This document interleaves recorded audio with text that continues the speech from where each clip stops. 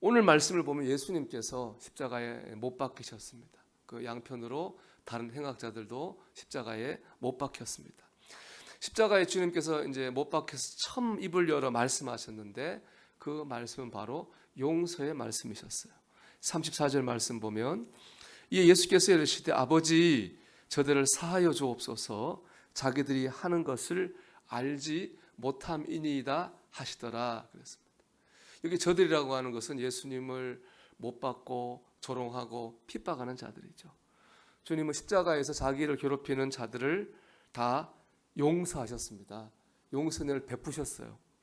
그러면 과연 이들은 여기 말하는 저들이 주님이 베푸신 용서의 은혜를 받았을까요? 본문을 보면 그렇지 못해요. 용서의 은혜를 받은 사람은 예수님 양편에 달린 행악자 중에 한 사람만 용서의 은혜를 받았습니다. 자, 이걸 보면은 주님께서 용서를 베푸시는 거하고 내가 그 용서를 받는 거하고는 다른 문제입니다. 주님 용서를 베푸신다고 다 그 용서를 받는 것은 아니라고 하는 것입니다. 우리는 주님이 주신 이 용서의 은혜를 꼭 받는 사람이 되어야 되겠습니다. 이것이 오늘 나누고자 하는 메시지입니다. 33절 말씀 보면 주님께서 자기를 괴롭히는 이들을 위해 기도하셨거든요. 용서의 은혜를 베푸셨죠. 근데 이 기도를 들은 사람들의 반응을 보십시오. 35절입니다. 백성은 서서 구경하는데 관리들은 비웃어 이르되. 백성은 그 기도 소리 들으며 구경만 했습니다.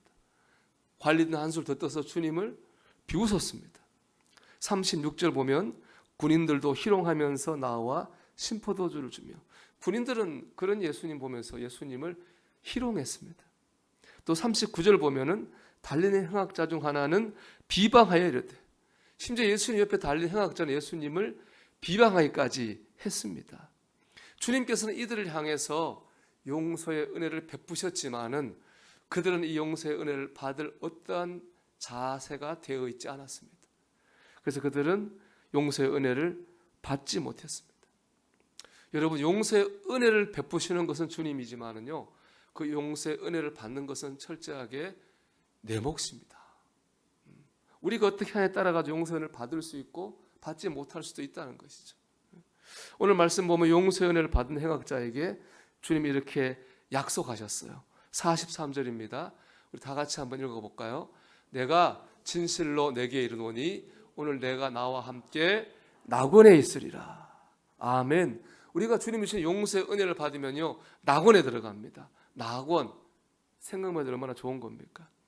그러니까 우리가 신앙생활을 하면서도 이 낙원의 기쁨을 누리지 못하는 것은 왜 그렇습니까? 주님께 진실한 용서의 은혜를 받고 있지 못하기 때문이라는 겁니다. 우리는 주님께서 주시는 용서의 은혜, 십자가의 사랑을 받아야 됩니다. 여러분, 찬송가 438장을 생각해 보세요. 내 영혼이 은총 입어 중한 죄짐 벗고 보니 슬픔 많은 이 세상도 천국으로 하도다. 할렐루야 찬양하세. 내 모든 죄 사함 받고 주 예수와 동행하니 그 어디나 하늘나라. 내 죄를 사함 받고 주님과 동행하면은 우리가 있는 그 모든 것이 다 곳이 다 하늘나라가 되고 낙원이 됩니다. 우리가 용서의 은혜를 받기를 축복합니다. 그러면 용서의 은혜를 받으려면 어떻게 해야 됩니까? 가장 중요한 건 내가 죄인이라고 하는 것을 인정을 해야 됩니다. 오늘 41절 말씀 읽어보겠습니다. 우리는 우리가 행한 일에 상당한 보응을 받는 것이니 이에 당연하거니와. 여러분, 이 당연하다는 말에 한번 집중해 봐주세요. 한 행악자가 예수님을 막 비방했잖아요. 그걸 들은 다른 십자가에 있는 행악자가 그 사람을 뭐라 그러는 거예요. 그러면서 이 말을 하는 겁니다.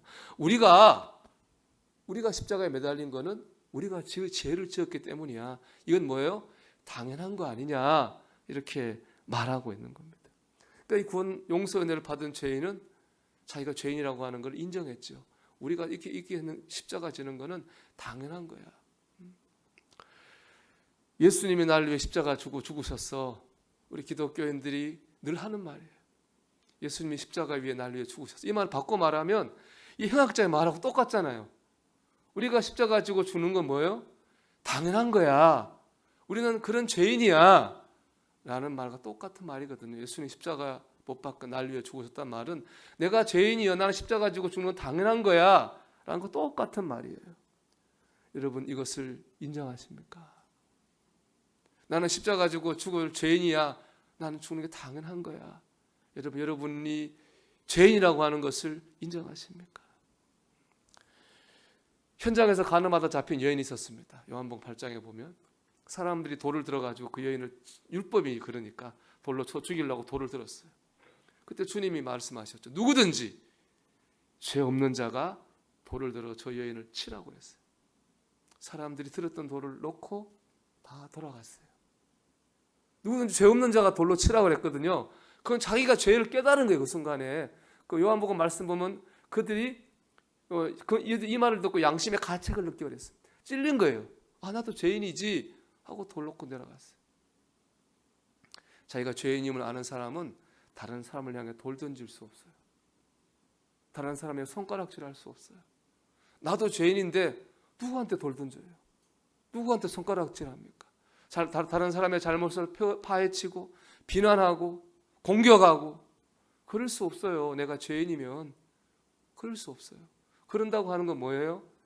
내가 죄인이 아니라고 생각을 하는 거예요. 그러니까 그렇게 하겠죠. 그렇게 하겠죠. 여러분, 우리가 죄인임을 인정해야 됩니다.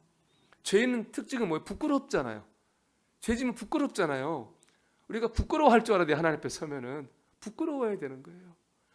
부끄럽지 않고 당당해요. 그 죄인이 아니라는 거예요. 그런 마음 가지고는 아무리 예배 드려도 이 용서의 은혜를 받을 수 없어요. 우리 하나님 앞에 설 때는 부끄러워야 돼요. 아, 나 죄인이지. 그런 마음 가질 때에 용서의 은혜를 받게 될 것이고 우리에게 낙원의 문이 열리게 될 것입니다. 두 번째, 예수님께 죄 용서를 구해야 됩니다. 내가 죄인이라는 거라는 것만 생각하면은 아마 죄책감에 눌려 살 겁니다. 우울증에 빠지겠죠. 내가 죄인이라고 하는 것을 알았다면은 주님께 용서의 은혜를 구해야 됩니다. 42절 말씀 보세요. 같이 읽어볼까요? 이르되 예수여 당신의 나라에 임하실 때에 나를 기억하소서 하니. 이 나를 기억하소서는 유명한 기도문입니다. 예수님, 나를 기억해 주세요. 내가 죄인인데 나를 불쌍히 여겨주세요. 주님께 용서의 은혜를 구했습니다. 주님을 의지했습니다. 여러분, 사람은 사람을 용서할 수 없어요. 나도 죄인인데 누가 누구를 용서하겠어요? 우리의 죄를 용서할 수 있는 분은 오직 완전하신 하나님밖에 없어요. 근데 그 하나님께서 우리의 죄를 용서하라고 보내신 분이 누구예요? 예수님이잖아요. 누군지 예수의 이름을 부르는 자는 구원을 받는다 그랬잖아요. 예수의 이름을 불러가며 우리는 주님께 도움을 구해야 됩니다. 그때 주님이 우리의 죄를 용서하시죠. 요한일서 1장 9절입니다. 다 같이 읽어봅시다. 만일 우리가 우리 죄를 자백하면 그는 미쁘시고 의로우사 우리 죄를 사하시며 모든 불의에서 우리를 깨끗하게 하실 것이요. 아멘. 우리가 주님께 용서를 구하고 도움을 구하면 우리가 어떤 죄를 지었든지 간에 주께서 우리의 죄를 사하시고 우리를 깨끗하게 하실 줄로 믿습니다. 그럼 우리의 영혼을 누르던 죄의 짐이 없어지는 거죠. 우리에게 영의 평안이 임하고 기쁨이 임하고 낙원의 문이 열리게 될 것입니다. 사랑하는 여러분, 우리가 어떤 죄를 지었든지 간에 다 십자가 못 박고 했던 죄인들을 향해서 주님 용서의 은혜를 베푸셨잖아요. 우리가 어떤 죄를 지었든지 간에 주님 우리에게 용서의 은혜를 베푸십니다. 우리가 이 구원받은 한 죄인이죠.